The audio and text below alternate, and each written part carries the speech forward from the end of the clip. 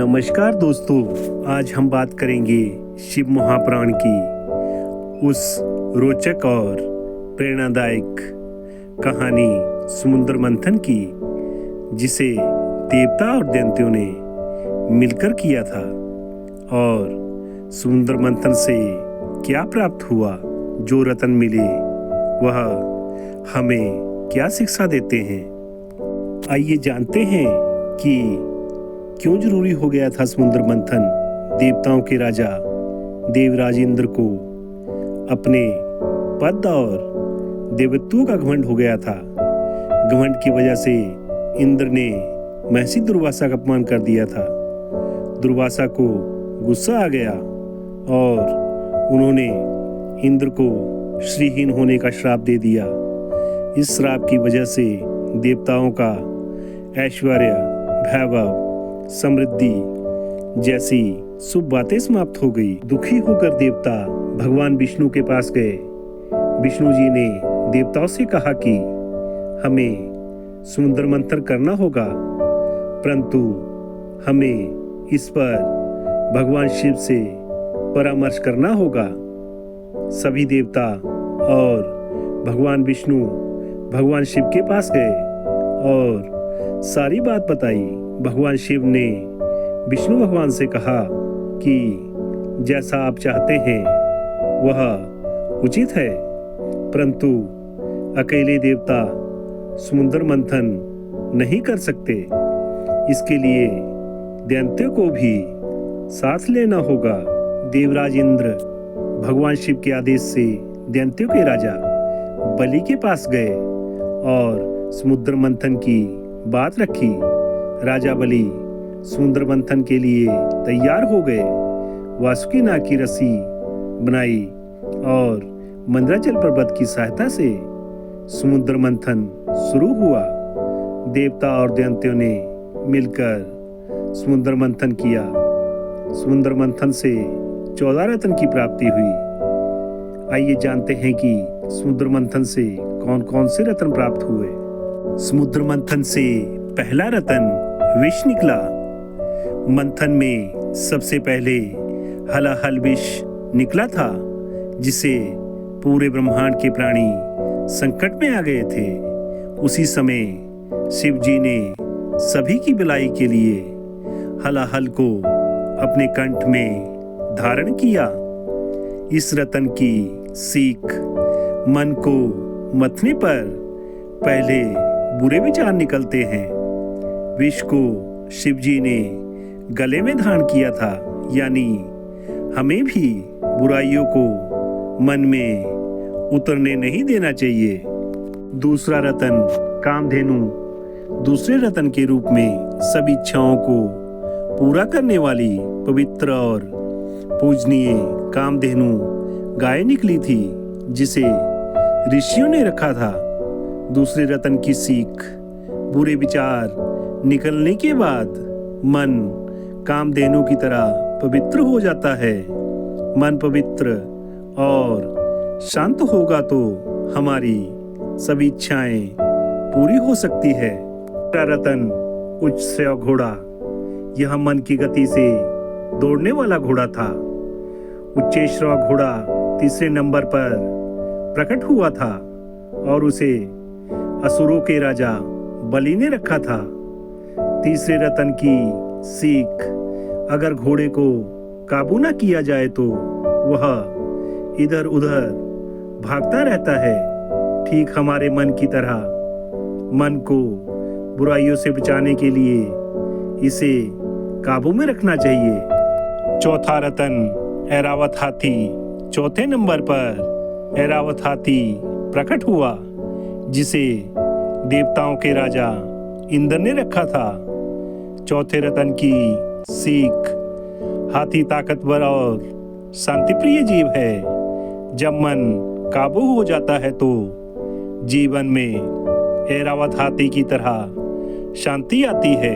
जिन लोगों का मन शांत रहता है उन्हें पराजित नहीं किया जा सकता।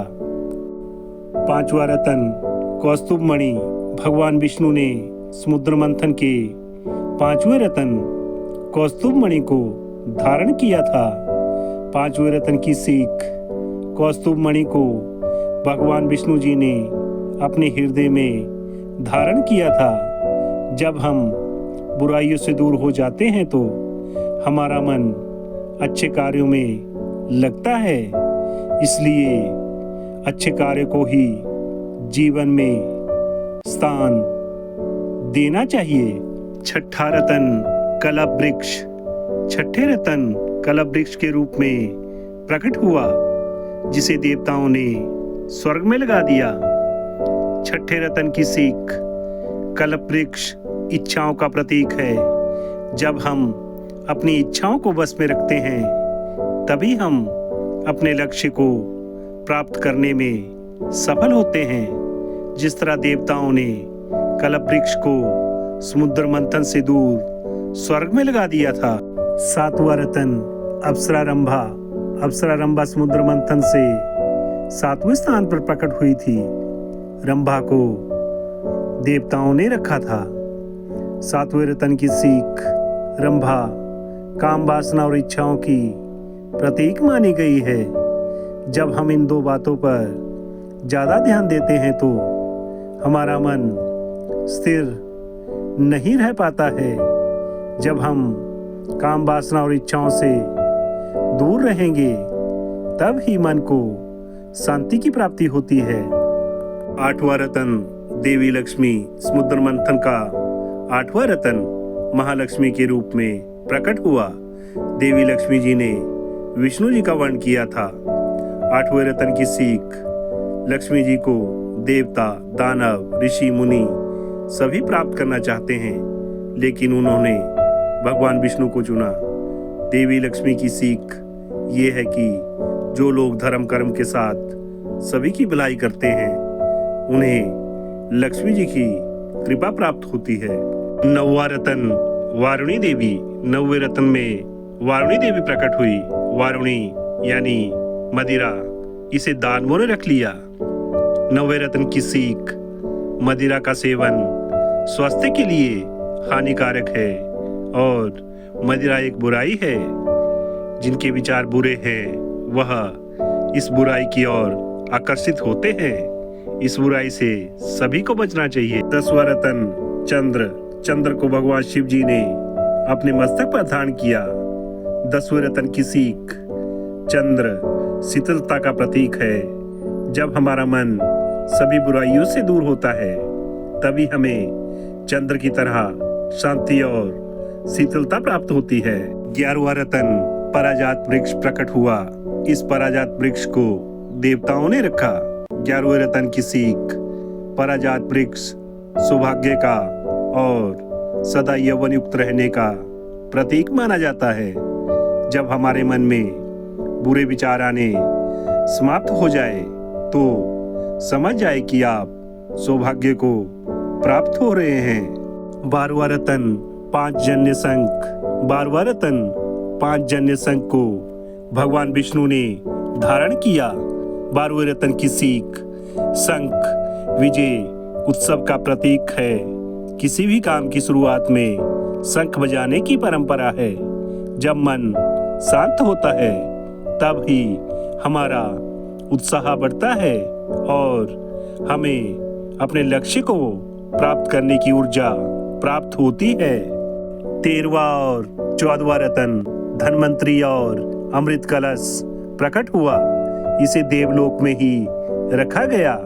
13वें और 14वें रत्न की सीख जब मन में बुरे विचार दूर होते हैं और अंतिम चरण तक शांति और धैर्य के साथ काम करते रहते हैं तभी ही अमृत यानी सफलता प्राप्त होती है। समुद्र मंथन से 14 रत्न प्राप्त हुए और भी बहुत सारी वस्तुएं प्राप्त हुई।